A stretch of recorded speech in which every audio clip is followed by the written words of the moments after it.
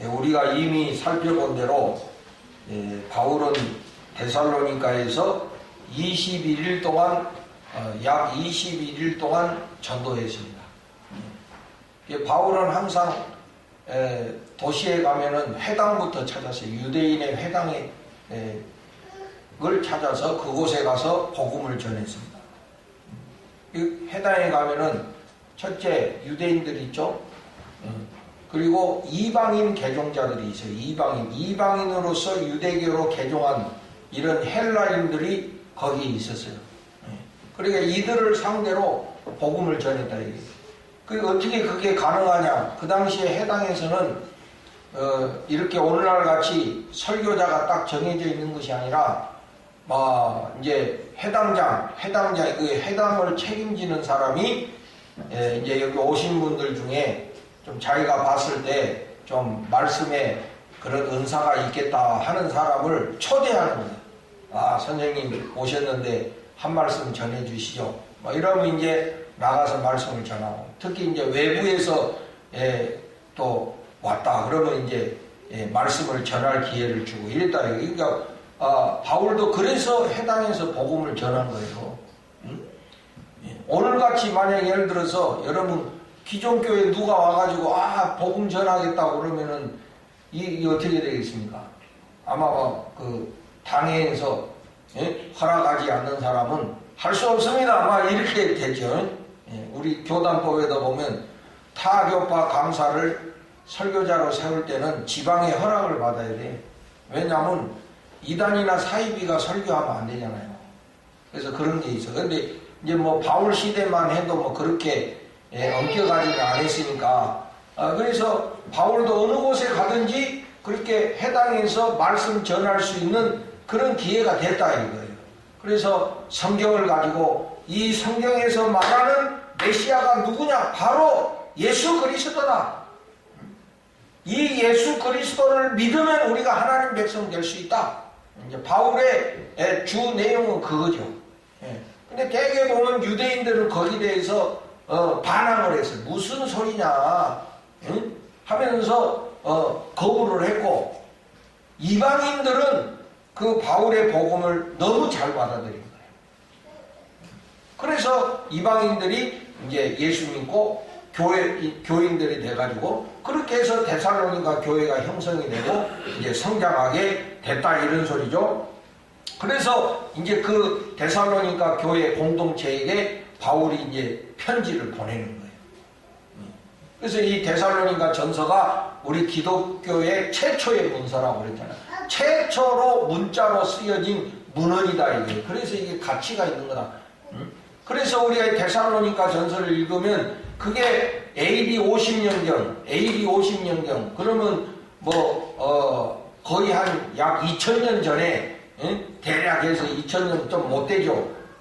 그때 그 상황이라는 건데, 그 당시에 바울이 어떻게 전도를 했고 어떻게 목회를 했고 또 성도들은 어떻게 신앙생활을 했는가를 우리가 이 편지를 통해서 알 수 있다 이거예요. 그래서 그런 것을 우리가 알고로 해가지고 오늘 우리도 우리가 이렇게 신앙생활을 해야 되겠구나, 이렇게 교회생활을 해야 되겠구나 하는 기준이 된다 이거예요. 우리가 성경을 캐논이라고 해요. 캐논이 뭐냐? 기준, 표준, 척도라는 뜻이다 이거예요. 그러니까 우리가 인생을 어떻게 살아야 되냐? 그 인생을 살아가는 척도가 성경이다 이거예요. 아멘. 여러분 인생을 어떻게 살 건가 고민이 되죠? 그러면 우리가 하나님 백성이라 어떻게 살아야 돼요? 성경대로 살면 된다. 성경대로 살아야 된다 이거예요. 인터넷 지식을 따라서 살면 안 되고,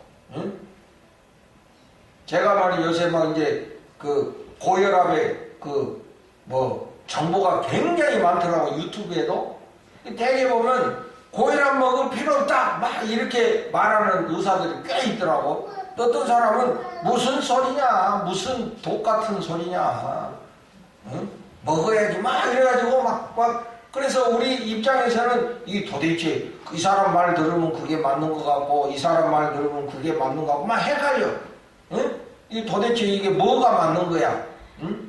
그러니까 우리는 전문가가 아니기 때문에 참 결정하기가 어렵다. 만약에 예를 들어서 그래 먹지 마, 우리 안 먹어도 된다 그래가지고 안 먹었다가 만약에 예를 들어서 뇌졸중이 온다든지 뇌경색이 와봐. 뭐 그 후에 해본들 뭐해?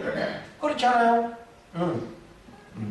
그래가지고 제가 아는 장로님 의사 한테 갔더니 그 장로님이 나보고 그래. 목사님, 그런 말 하는 의사 있으면 멱살을 잡고 나한테 데리고 오십시오. 멱살을 잡고 나한테 데리고 오십시오. 그러더라. 그러니까 일단은 내가 신뢰하는 장로님이니까 그 말 들어야 될 거 아니요. 응? 그게 참 이게 우리가 이 인터넷 정보라는 것이 이게 자칫 잘못하면 우리가 잘못 선택할 수도 있는 거예요. 그러니까 이제 물론 이제 뭐 그런 의학적인 건 그렇고, 그러나 중요한 건 우리가 인생을 진리대로 살아야 될 거 아니에요? 응? 여러분, 진리대로 살아야 돼. 정말 우리가 인생 한 번밖에 없는 인생 그냥 자기 기분대로 살면 안 되잖아. 응? 그 이영학이 그런 놈들처럼 그냥 지 기분대로, 감정대로, 지 욕구대로 살면 안 되잖아요. 그게. 그리고 우리는 구원받은 하나님의 백성이잖아요. 여러분, 하나님의 백성 맞습니까? 아멘입니까? 그러면 우리 어떻게 살아야 돼? 하나님 백성답게 살아야지. 말로만 그러지 말고. 그러면 우리가 하나님 백성답게 어떻게 삽니까? 성경대로. 성경이 우리의 캐논, 척도, 표준, 기준이니까. 그럼 우리가 교회 생활을 어떻게 해야 됩니까? 뭐 어떤 사람 간증 들으면 뭐 이렇다 그러고 저렇다 그러고 막 그것도 공식이 없어. 응? 기준은 뭡니까? 성경대로. 그래서 이 데살로니가는 우리 기독교의 최초의 문헌으로서 가장 초대 교인들의 신앙의 모습을 우리가 볼 수 있는 문헌이거든요. 이게. 응? 그러니까 이런 거 통해서 교회라는 것은 이런 거고, 교회 생활은 이렇게 하는 것이고, 목회는 이렇게 하는 것이다 하는 것을 우리가 여기서 배우고 실천해야 된다 이 말이에요. 자기식대로 내가 해보니까 이렇더라. 응? 자기 경험이 우선이 아니잖아요. 성경이 우리의 기준이 돼야 되는 것입니다. 자기가 했더니 자기 생각에 뭐 이렇더라. 응? 그래서 어떤 사람들은 뭐 꼭 그렇게 해야 돼? 뭐 이렇게 하면 안 돼? 내가 아는 어떤 장로님은, 이분은 이제 돌아가신 분이지만은 우리 교회 개척할 때 피아노도 우리 교회 기증하신 분이야. 근데 이분은 참 독특한 분이야. 이 신앙생활, 교회 생활하다가 목사님하고 뭐가 틀어지면 주일날 예배드리러 안 와. 그래서 한 번은 내가 물어봤어. 이제 나랑은 친하니까 내가 이제 전도사 부교육자인데 그래서 장로님 주일날 어디 가세요? 예배는 드려야 될 거 아니에요? 그래서 그 장로님이 그래. 나는 아직도 안 잊어버려. 나는 낚시하러 갑니다. 낚시터에 앉아서 하나님께 혼자 예배 드린대. 금붕어하고 같이. 자기는 하나님께 1대1로 예배 드린대. 그럼 우리가 가만히 생각하면, 뭐 꼭 예배당 가서 예배 드려야 되나? 산에 가서 예배 드리면 그 예배 아니야? 낚시터에 가서 예배 드리면, 자기가, 예배 드린다는데 누가 뭐라고 그래? 여러분도 뭐가 못마땅한 거 있으면 낚시터 가봐. 은혜가 되는가? 응? 괜히 인상 쓰고 뭐 못마땅해가지고 그러지 말고, 응? 그러나 우리가 뭐 자기식대로 뭐 한다는데 누가 뭐라고 해. 그러나 교회는 공동체잖아요. 공동체잖아요. 공동체에는 질서가 있어야 되고 기준이 있어야 되는데 그게 뭐야? 성경대로 해야 된다. 할렐루야. 낚시하는 거는 성경이 없다 이거예요. 성경에 따라서 해야 돼. 성경의 기준을 따라서. 그렇게 하면 우리 인생이 실수하지 않는다 이 소리예요. 그래서 성경이 우리의 캐논이다. 기준이다. 그래서 이런 이 데살로니가 전서 그래서 귀한 거야. 초대교인들이 이렇게 했구나. 바울이 이렇게 목회를 했구나 하고 우리에게 기준을 허락해 주기 때문에 그렇다 이거예요. 그래서 이제 데살로니가 교인들에게 바울이 이렇게 편지를 보내는데 계속해서 바울의 일행이 데살로니가에 가서 어떻게 전도했는지 또 어떻게 목회했는지를 계속 이야기하면서 그 교인들이 그것을 기억하고 그래서 교회를 잘 세워갈 수 있기를 바라는 그런 바울의 마음을 여기서 우리가 읽을 수 있다. 자, 그래서 9절을 봅시다, 여러분.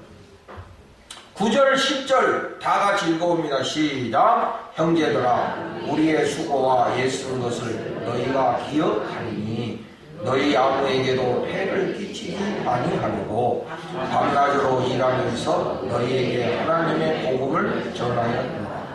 우리가 너의 믿는 자들을 향해 어떻게 거룩하고 옳고 흠없이 행하였는지에 대하여 너희가 증인이요 하나님도 거룩하시다. 그러니까 바울이 데살로니가에 가서 전도할 때 그 했던 모습들을 기억해라 이거예요. 우리가 얼마나 희생적으로 헌신적으로 복음을 위해서 충성했는지를 당신들이 봤지 않느냐?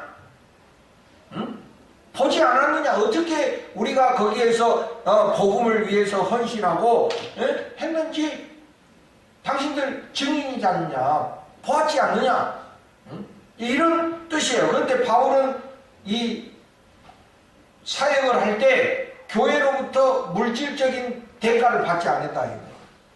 유일하게 그 물질의 후원을 받은 교회가 빌립보 교회라고 그랬죠. 빌립보 교회한테는 물질을 받았지만은 그 외에는 받지 않고 자기 스스로 일했다. 원래 이 바울은 천막 짓는 기술을 가지고 있었어요. 그래서 어느 곳에 가든지 그 천막 짓는 기술을 통해서 돈을 벌어가지고 복음을 전했다. 그래서 고린도에서도 그것 때문에 누구 만났습니까? 아굴라와 브리스길라 만났죠. 같은 직업이거든. 같이 그 일하는 데 가서 뭐 이렇게 해서 만나다 보니까 그리스도인이었다. 그래서 같이 동역자가 됐다 이 소리입니다. 그래서 바울의 목회를 자비랑 목회다 보니 스스로 자금을 마련해 가지고 목회를 했다. 그 교회로부터 사례를 받지 않고 그렇게 했다. 근데 바울이 그렇게 한 이유가 무엇이었을까? 그러면 바울이 그러면 모든 목회자나 모든 사역자들이 그렇게 하라고 한 것인가? 이런 질문이 생기잖아요. 그러나 바울의 다른 말씀을 보면 바울이 교회로부터 사례를 받지 않고 사역을 한 것이 그런 자기 방법이지 모두가 다 그렇게 해라고 하는 절대적인 기준은 아니었다 이거예요. 자, 우리가 갈라디아서 6장 6절을 찾아봅시다. 갈라디아서 6장 6절 찾아보세요.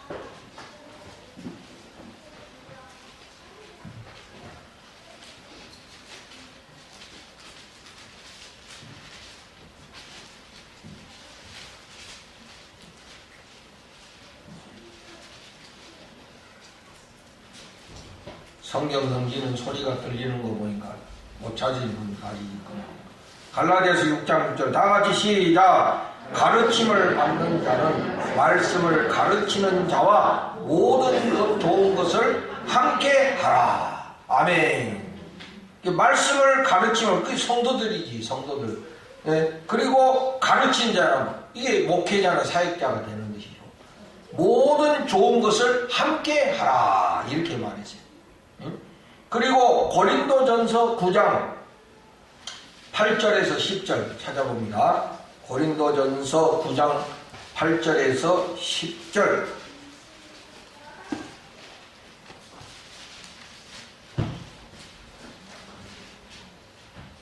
다 같이 읽어봅니다. 시작.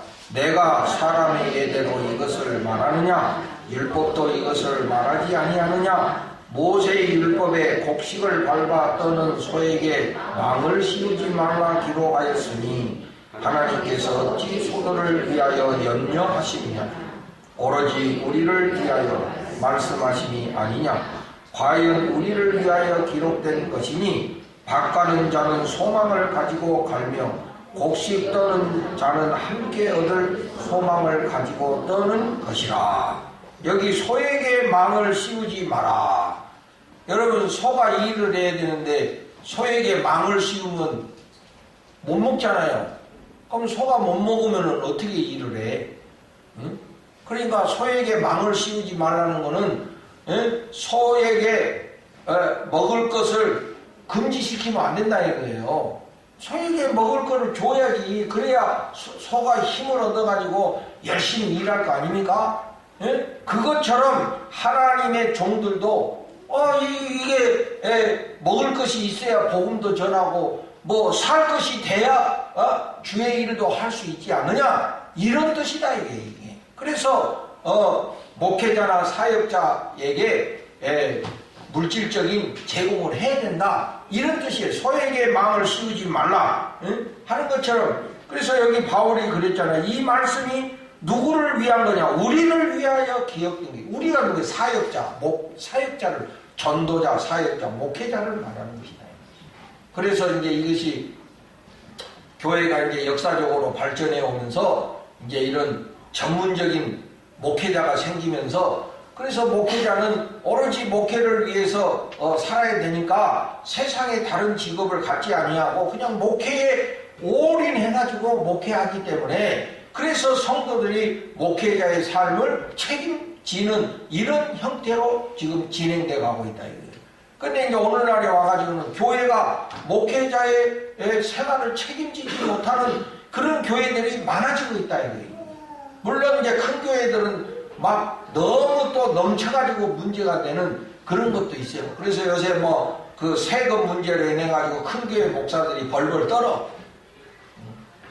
왜냐하면 하도 품목이 많아가지고 무슨 비 막 소낙비 무슨 가랑비까지 해가지고 그냥 막 뭐 그렇게 지출되는 품목들이 많아가지고 그게 이제 세무서에 다 잡힌다 이게.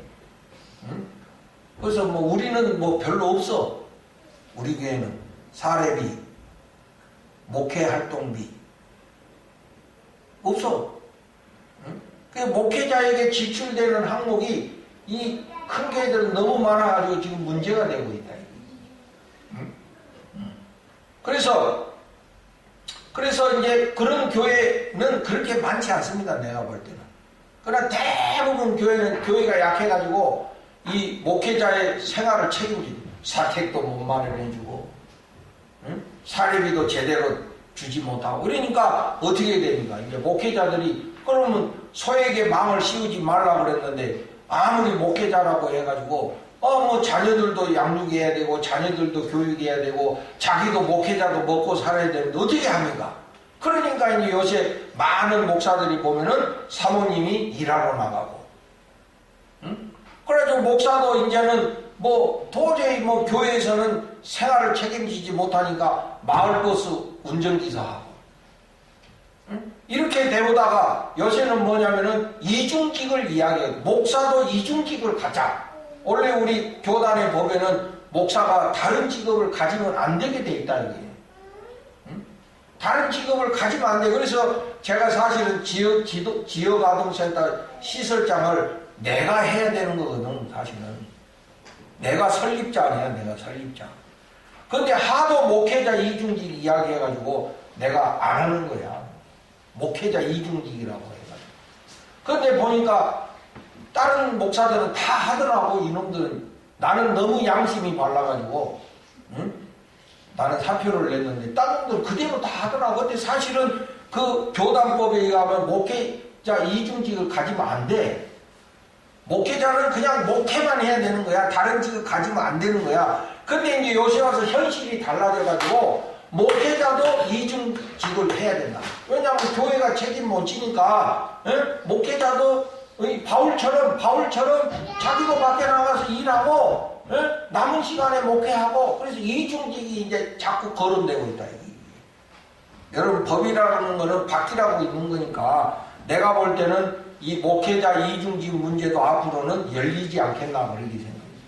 뭐 여성 안수도 막 안 된다고 막 그거 안 된다고, 이 특히 누가 안 된다고 그러냐면 남자 장로님들이 적극 반대했거든.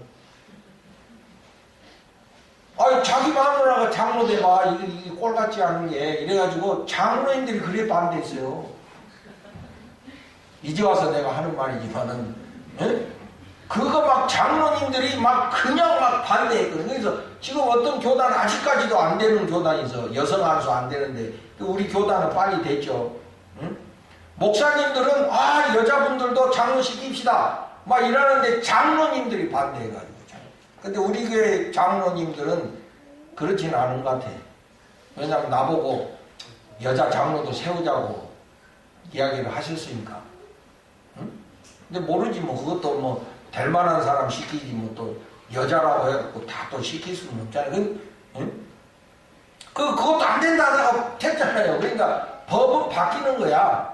그래서 이 목회자 이중직도 열리지 않겠나 이제 이런 생각이 드는데 하여튼 이 뭡니까 바울의 뜻은 뭐냐면은 이 목회자가 사역자가 교회로부터 그런 그 물질적인 제공을 받는 것이 잘못된 건 아니다. 그런데 자기는 그렇게 하지 않았다 이게. 왜 그러냐? 괜히 오해를 쌀 수 있기 때문에 그랬다.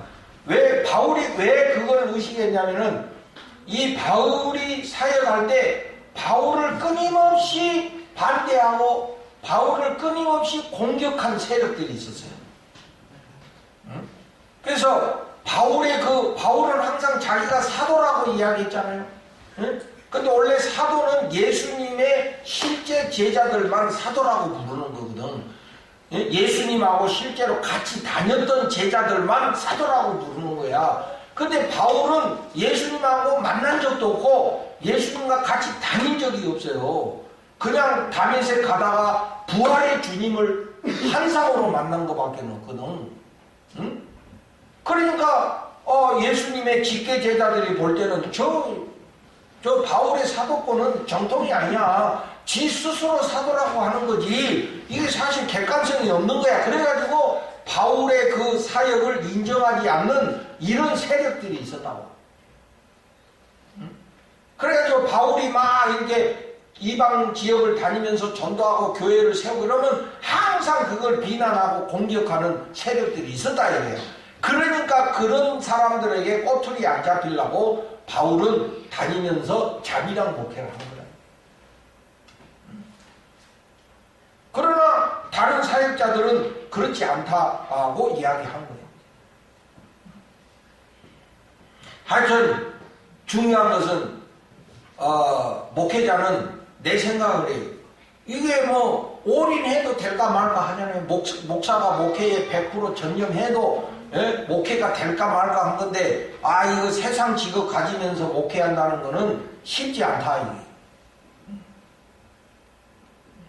그러니까 크게 달라지기는 어렵다 그러죠. 그러니까 교인들도 성도들도 사실은 목회자가 왜 존재합니까? 사실 성도들 영적으로 이끌어주고 성도들이 믿음으로 살고 또 성도들이 믿음으로 살아서 하나님의 축복받는 그런 삶을 위해서 목사가 있는 거 아닙니까? 그 어떻게 보면 성도들의 영적 지도자라고 말할 수 있잖아요. 그러면 당연히 성도들도 목사에 대한 책임을 다 해야 된다. 그래야 목사가 자기 어떤 인간적인 삶 때문에 전전긍긍하지 않아야 성도들한테 최선을 다하고 교회에 최선을 다하지 않겠습니까? 근데 그게 기본적인 삶이 안 되면은 어떻게 합니까? 사모님 일하러 나가야지.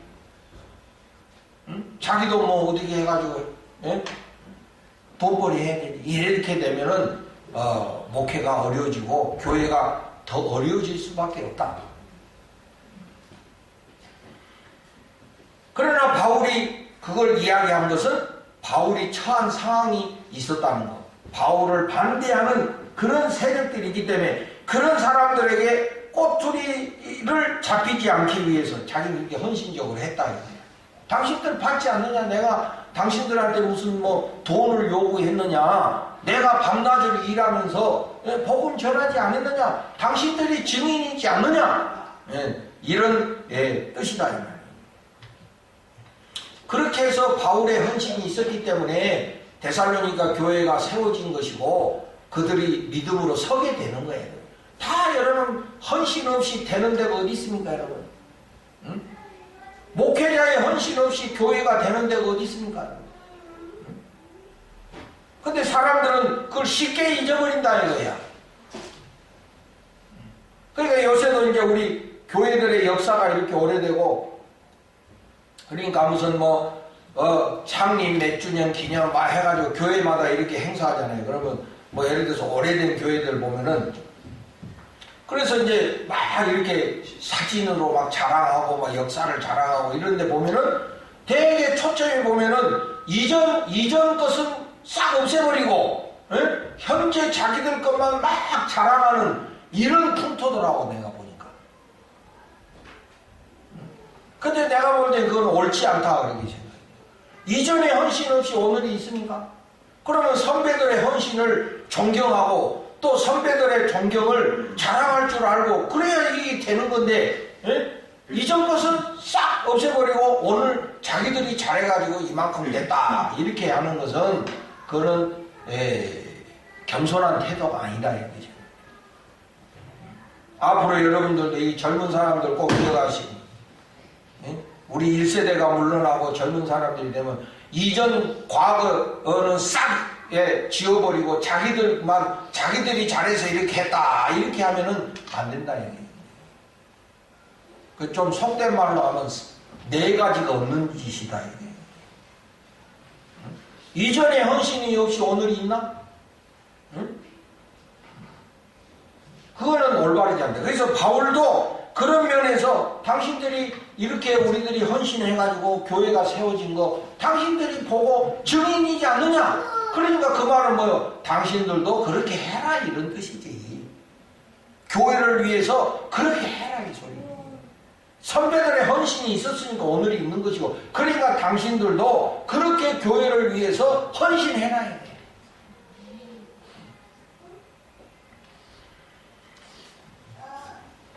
자, 11절 봅시다. 오늘 말씀 11절 봅시다. 너희도 아는 바와 같이 우리가 너희 각 사람에게 아버지가 자기 자녀에게 하듯 권면하고 위로하고 경계하노니. 바울은 목회자로서 성도들에게 아버지와 같이 권면하고 위로하고 경계했다. 이 말도 이제 요새는 조심해야 되더라고. 회사에서 말이지, 사장이 그 젊은 여자 직원들한테 자식 같으니까 하면서 손 잡아가지고 주무르고 이러면 성희롱이야. 요새는 그런 소리도 어디 가서 함부로 했다면 큰일 나. 나도 조심해야 되겠어. 딸 같아 이런 말 하는 건 내 쫓아가면 듣는 사람은 또 그렇게 안 들어. 딸같이도 생각하지 마. 내 딸 외에는. 나도 그렇게 마음먹어서 내 딸 외에는 딸같이 생각 안 하기로 그러지. 그것도 내 마음이지 지가 그렇게 안 받아들이는데 그런 말 뭐하러 합니까? 특히 교회에서 보면 아들 같아가지고 자식 같아가지고 여러분 그런 말도 하지 마라. 그 자기 생각일 뿐이야. 그렇게 받아들이지도 않아 젊은 애들. 괜히 그래가지고 성희롱 했다고 또 이렇게 갔다가 고발하는지도 몰라. 그래서 안 하기로 했었나 봐요. 남은 남이지 딸은 내 딸밖에 없는 것이지. 딸같이 그런 소리도 할 필요 없고 기대할 것도 없더라고. 다 시집 가버리잖아. 여기서도 그래. 끝까지 그것도 믿지 마라. 좋은 놈 나타나면은 내일로 바로 비행기 타고 갈 거니까. 믿지도 말고 기대도 하지 말고. 딸같이, 아들같이. 나도 옛날에는 그런 마음 가졌는데 살면서 보니까 아니다는 생각이. 이 세상이 그만큼 달라진 거예요. 바울 시대만큼은 바울 시대 때는 그렇지 않았거든요. 정말 목회자가 아버지 같은 마음으로 성도들을 어떨 때는 권면도 하고 어떨 때는 위로도 하고 경계했다는 거는 책망도 하고 꾸지람도 했다는 소리거든. 요새 잘못 책망해봐요. 교회 있겠어 가버리지. 목사님이 자기 혼냈다고 그래가지고. 내가 지금 과거를 돌아보니까 한 번씩 깜짝 놀랄 때가 있어. 왜냐면 과거 내가 공부방 하면서 애들 많이 때렸잖아. 말 안 듣는다고. 저번에 이제 우리 애들 뭐 저기 소연이라 그러니까 지들 옛날에 손바닥 맞은 이야기를 막 하더라고. 내 앞에서 몇 대 맞았다는 둥 뭐 막 저 화장실 가서 눈물을 흘렸다는 둥 막 이런 이야기 하더라고. 그래서 만약에 지금 같았으면은 아마 잡혀갔을 거야 나. 그러지 않겠어? 잡혀갔을 것 같아. 그러니까 요새 나도 조심스러워. 그러니까 애들이 싸가지가 없어져가 갈수록. 뭐라고 안 하니까 버리장머리가 없어. 인사할 줄도 모르고 그냥 뭘 하면 왜요? 하고 덤벼 이 자식들이. 조그만 놈들이. 응? 손잡벌밖에 안 되는 놈들이 왜요? 하고 이러고 덤빈다니까? 그 옛날 같으면 내가 가만뒀겠어? 응? 근데 요새는 함부로 했다가 괜히 또 고발 나가면은 아, 나이 60대 가지고 그것 때문에 가서 뭐 조서받고 이러면 어떻게 돼? 내 두는 거야. 뭐 내 자식도 아닌데 뭐 내 손자도 아닌데 뭐 싸가지가 있든 없든 내가 뭐 신경 쓰겠어. 이렇게 되는 거예요. 그러니까 애들은 버리장머리는 없어지고 말이에요. 그렇다고 또 내가 물러서면 안 되잖아요. 또 다른 방법을 사용해가지고 애들을 바로 가르쳐야 될 책임이 또 있는 거 아니에요? 이 사회의 어른으로서 우리가 아이들 바로 가르쳐야지. 그냥 냅두면 앞으로 사회가 어떻게 되겠습니까? 그러니까 운전하다가 보면 새파란 놈들이 나이든 운전수 보고 막 무슨 자식 뭐 무슨 새끼 이러고 다니잖아 이게. 예? 그게 있을 법이야 그게. 그러니까 이 사회의 어른들이 안 가르쳐 놓으니까 그래 된다 이게. 가정에서부터 바로 가르쳐야 되는데. 내가 볼 때 인사만 잘해도 사회생활 50%는 성공한다. 그런 생각이 되네. 인사만 잘해도 사회생활 50%는 먹고 들어가. 근데 기본적으로 그게 안 되는 애들은 어디 가서든지 있을 수가 없어. 왜냐하면 마음에 안 드니까. 윗사람들이 마음에 안 들어 하니까. 그러니까 그건 좀 우리가 꼭 인사를 받아서가 중요한 것이 아니라 바로 가르쳐야지. 근데 요새는 잘못했다가는 그게 성희롱이 되고 성추행이 되고 또 폭력이 돼서 돌아올 수 있기 때문에 이게 옛날 같지 않다. 교회도 목회도 이제 달라지는 거예요. 목회 현장도. 옛날처럼 목사님들 그렇게 못한다 이게. 지금 뭐 젊은 성도들 그렇게 해봐. 누가 그게 좋다고 있겠어. 기분 나빠서 다 가지. 응? 그러나 바울이 그렇게 성도들에게 아버지와 같이 자기 자녀에게 하듯이 권면하고 위로하고 하는 그런 궁극적인 이유가 뭐냐? 왜 그렇게 권면하고 위로하고 경계하느냐? 12절 여러분 12절 보세요. 12절 이는 그 이유는 너희를 부르사 자기 나라의 영광에 이르게 하시는 하나님께 합당히 행하게 하려 함이라. 아멘. 그래 목회자가 왜 그렇게 권면하고 위로하고 경계하느냐? 성도들이 하나님께 합당하게 행하도록 하기 위해서 그렇게 한다.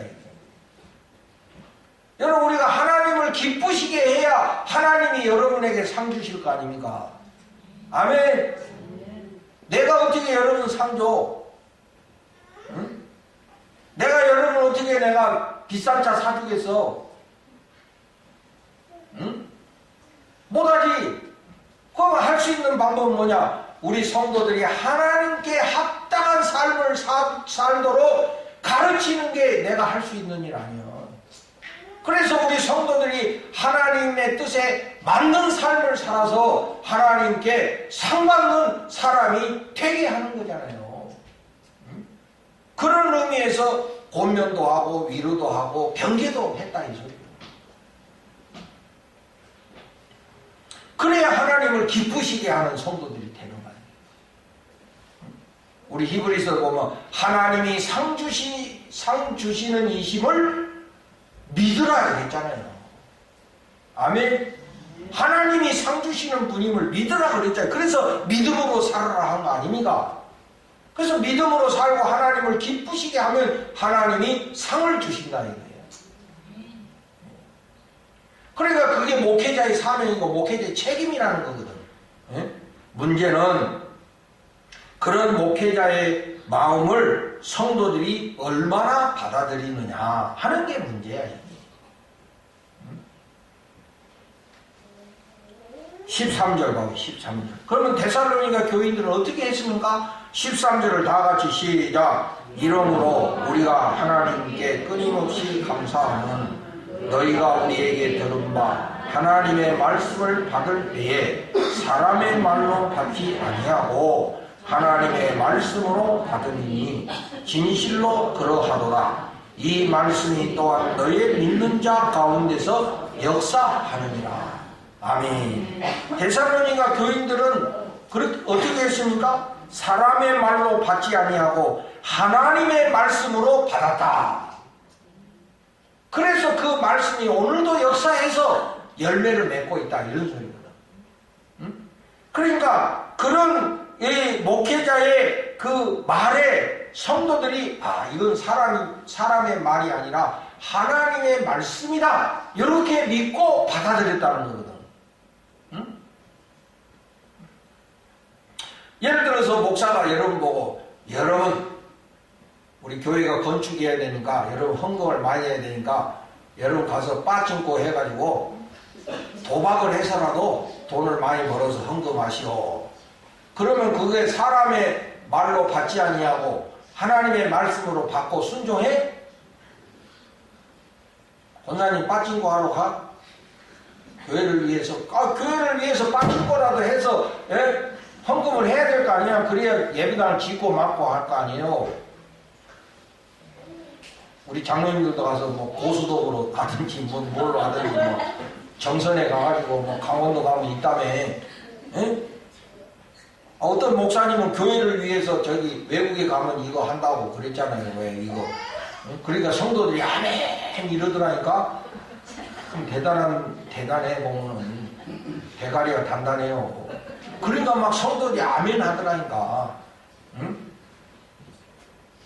그런 거 아닌 이상은 자기들 보고 하나님 말씀대로 살아라는데 그거를 사람의 말로 받아들여가지고 감정 있게 듣고 기분 나쁘게 들으면 그 사람한테는 말씀의 열매가 없다 이 소리야. 그렇지 않아요?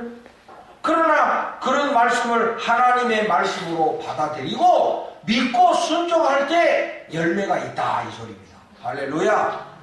그러니까 성도들이 이거 어떻게 받아들이냐 이 중요한 거야. 우리가 씨를 뿌리는 것도 중요하지만 씨를 받아들이는 것도 중요하다 이 소리. 나 이 말이에요.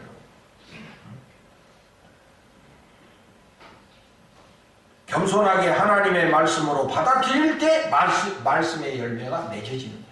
내가 그렇게 순종하고 그렇게 살 때 거기서 열매가 되는 것이지. 그러나 그걸 사람의 말로 받아들이고 이렇게 불순종한다면 아무 열매도 맺어지지 않는다.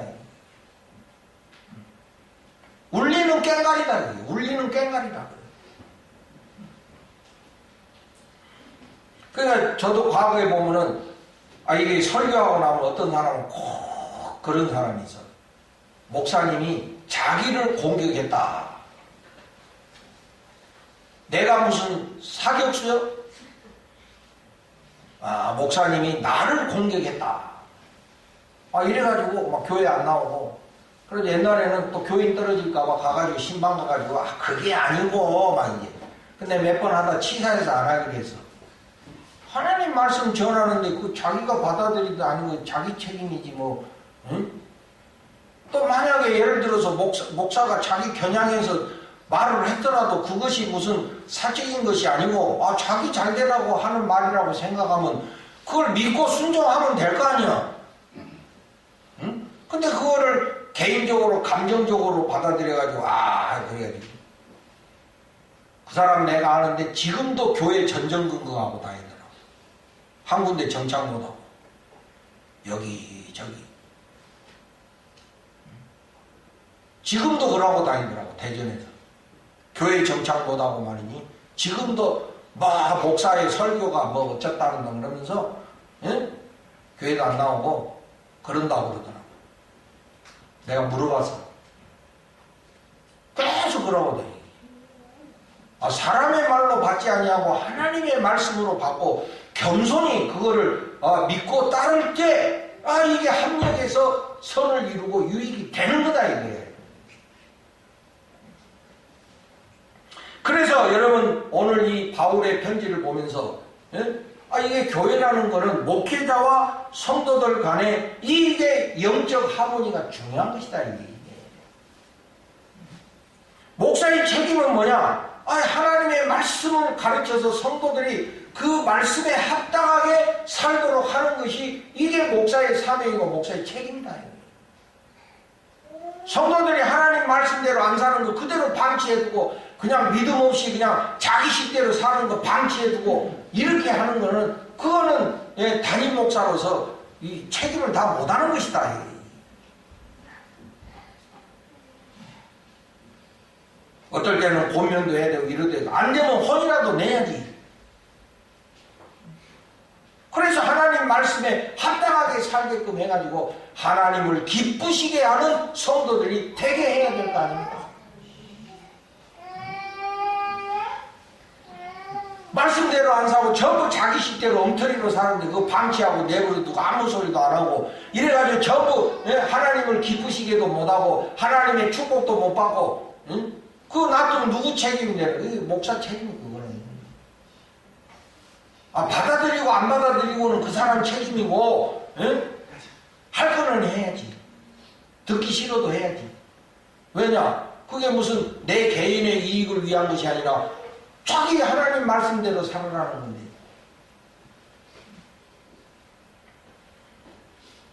그래서 이게 목회자의 권면과 위로와 경계를 사람의 말로 받지 아니하고 하나님의 말씀으로 받고 순종할 때 우리 삶의 말씀의 열매가 맺어지게 된다.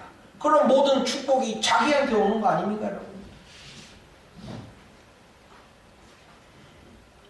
여러분 우리가 신앙생활하고 교회생활할 때 정말 조심해야 되는 것이 하나님 중심으로 하지 않는 거, 이게 우리가 늘 조심해야 되는 거예요. 예를 들어서 저도 목회자로서 감정을 가진 존재다 보니까 막 인간적인 감정이나 생각이 들 때 있다. 그런데 거기에다 기준 맞추고 말씀을 전하거나 이러면 마귀가 역사한다 이거예요. 그러니까 말씀을 기준으로 해서 해야 되는 거예요. 말씀을 가지고 이야기를 해. 그래서 제가 성경의 본문에 내가 집착하고 본문에 내가 여러분들한테 읽어보라 하는 이유가 바로 그겁니다. 내 감정으로 이야기하면 안 되잖아요. 하나님 말씀에 이렇게 있으니까 우리가 순종하자 이런 거 아닙니까? 그러니까 자기 중심적으로 목사도 목회하면 안 된다. 이게. 자기 기분 나쁘다고 기분 나쁜 대로 해버리고 못마땅하다고 해서 못마땅한 대로 해버리고 이러면 안 되잖아요. 그런 감정이 있지만 그런 인간적인 마음이 있지만 그건 일단 내려놓고 하나님의 말씀을 따라서 해야 된다. 성도들도 마찬가지다. 자기 중심적으로 해석하고 자기 중심적으로 신앙생활하고 교회생활하면 안 된다.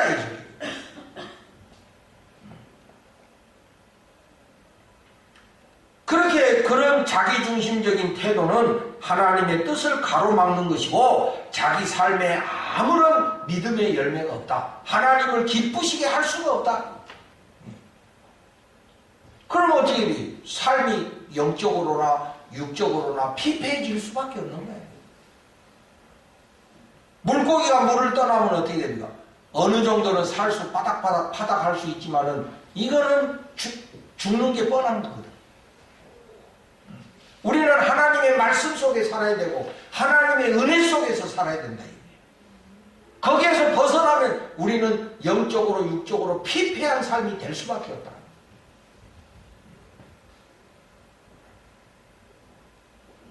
그래서 우리가 자기중심적으로 신앙생활하는 건 정말 조심해야 되고 자기 식대로 교회생활에서는 이건 안 되는 거든. 결국에 자기 삶의 피폐밖에 오지 않는다. 그러니까 내가 아까도 이야기했지만 그런 사람은 계속 평생 그렇게 교회 생활을 하더라니까. 한 군데에서 정착하고 열매 맺지 못하고. 내가 그런 사람은 한 줄 아는 게 아니야. 내가 계속 못마땅해 해가지고 그러고 다녀.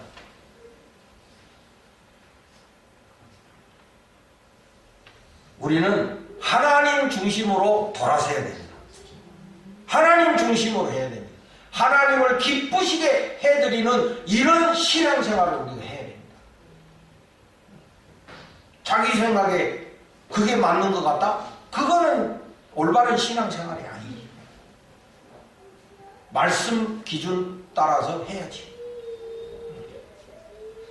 이렇게 보면 이제 믿음의 뿌리가 약해서 그래. 그게 다. 그러니까 우선 자기 현실에 맞춰서 해버리고 자기 생각에 자기 경험에 따라서 해버리고 이렇게 된다. 그러니까 그냥 이 하나님의 기적의 체험을 못한다 이게. 내가 그런 어려운 가운데서도 정말 하나님 말씀에 순종해가지고 그랬더니 하나님이 이렇게 축복해 주신다는 걸 내가 경험을 해야 되는데 그렇게 말씀대로 안 사니까 그 은혜를 체험하지 못한다 이거야. 그러니까 계속 인간적으로 흘러가는 거야. 지금 내가 봐서 그 사람 기도 안 하면 큰일 날 것 같은데 그래도 기도 안 한다 이게. 왜냐? 본인이 간절하지 않으니까. 본인이 간절하지 않으니까 그렇게 안 사는 거야. 여러분 지금 제가 몸무게가 5, 6kg가 빠졌거든. 몸무게 5, 6kg 빠졌어요. 그냥 빠진 게 아니고 내 나름대로 노력하는 거야. 에? 운동도 열심히 하고 내가 아침 저녁으로 뱃살 빼기 위해서 이 운동을 해. 아침에 50번, 저녁에 50번. 그러니까 조금 그 기적이 일어나고 있어. 응? 기적이. 근데 내가 그렇게 하는 동기가 뭐냐?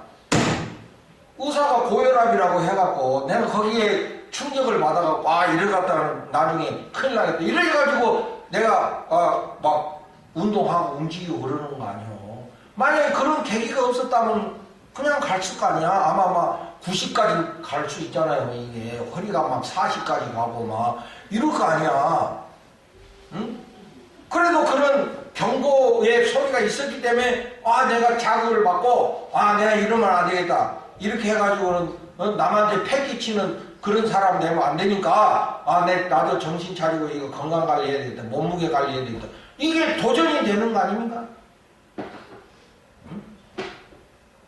근데 뭐 그런 도전이 없다면 이 사람이 자극이 안 되면 안 하거든. 그러니까 거기에 간절한 마음이 생기니까 몸도 움직여지는 거야. 응? 영적인 것도 마찬가지야. 이게 하나님의 도우심이 간절하게 되면은 움직이게 돼 있는 거거든. 안 간절하니까 이게 안 움직이는 거야. 그렇게 기도하라고 말하는데도 안 하는 이유는 그만큼 자기가 간절하지 않다는 것이고 그만큼 자기가 하나님의 은혜가 필요치 않은 거야. 그러니까 그걸 못하는 거예요. 그게. 그러나 여러분 분명히 아셔야 될 거는 하나님의 도움이 없이는 여러분 절대로 행복한 인생 살 수 없다는 것을 분명히 알아야 되는 거예요. 언제 훅 갈는지 모르는 거예요. 사람의 생명이라는 게요, 살아있을 때나 먹으지, 이게 어느 순간에 훅 해버릴 수 있는 거예요. 얼마 전에 그 김주혁 탤런트 봐봐. 정말 그거 지푸라기 같은 인생 아니야? 응? 그거 보고 여러분 좀 도전이 돼요? 나 아니면 돼. 뭐 이런 생각이야? 그러니까 도전도 안 받고 자극도 안 받고 계속 그냥 사는 거예요. 그렇게. 그런 거 통해서 내가 정신 차려야 돼. 내 이렇게 살면 안 되구나. 정말 내가 하나님 중심으로 살아야지. 하나님 은혜 아니면 나는 도저히 살 수 없어. 나는 하나님밖에 없어. 막 이렇게 좀 뭐가 이 도전이 되고 자극이 돼야 되잖아요.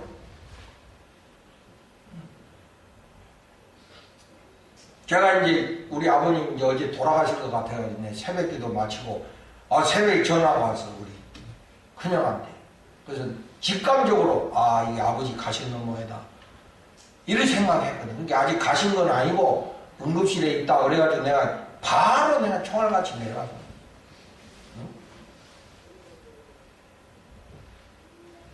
근데 의사 선생님이 뭐 이렇게 뭐 사진 뭐 폐에 물도 폐혈증도 시작되고 그래서 이게 평상대로 가면 오늘 못 넘긴다 그러더라고. 못 넘긴다. 그래서 이제 우리가 마음의 준비를 하고 막 내가 대전 와가지고 장례식장도 알아보고 막 이랬는데 좋아지고 계시대. 좋아지고 계시다는 거야. 그러나 내가 볼 때는 뭐 이제 너무 나이가 많으시니까 뭐 얼마나 그게 되겠습니까? 사람의 목숨은 정해져 있는 거니까. 그러나 뭐 당장 뭐 의사 말로는 오늘 넘기기 어렵겠습니다 이랬는데, 예? 근데 놀라운 거는 의사가 그래요. 이 상태면 혼수 상태에 빠지는 상황이라는 거야. 근데 우리 아버지는 의식이 너무 뚜렷한 거야. 뭐 하면 아프다 그러고. 의사가 간호사가 실수로 바늘을 잘못 찔렀거든. 신경질 내시더라고. 그래가지고 뭐 하면 막 자기가 밀쳐내고. 그러니까 아직 의지가 있는 거야 내가 볼 때는. 아직도 의지가 있는 거야 본인이. 정신이 딱 나가니까 알아보고 손 흔들고 손 잡고 우리 큰형 오니까 손 흔들고 손 잡고 의식이 있는 거예요. 이게 내가 그런 거 볼 때 이 양반이 그런 의지가 어디서 올까? 많은 사람은 그때 되면 막 힘이 해지고 흐트러져 버릴 거 아니야 그냥. 그런데도 딱 중심이 살아있다 이게. 그게 여러분 평생 믿음으로 산 그런 열매가 아니겠습니까? 여러분? 평생 하나님 중심으로 믿음으로 산 그런 사람의 모습이다 그게. 흐트러지지 않고. 여러분 우리가 하나님 도움 없이는 우리는 존재할 수도 없고 살 수 없는 거예요. 그러니까 하나님의 도움을 원해야 되고 사모해야 되고 구해야 된다 이거야. 그런데 그 하나님 은혜는 구하지 않고 인간적인 방법으로 해버리고 자기 실대로 해버리고 그 안전하지 않다는 소리야. 하나님의 도우심이 그만큼 간절하지 않고 내 방법으로 할 수 있다는 거 아니겠습니까 여러분?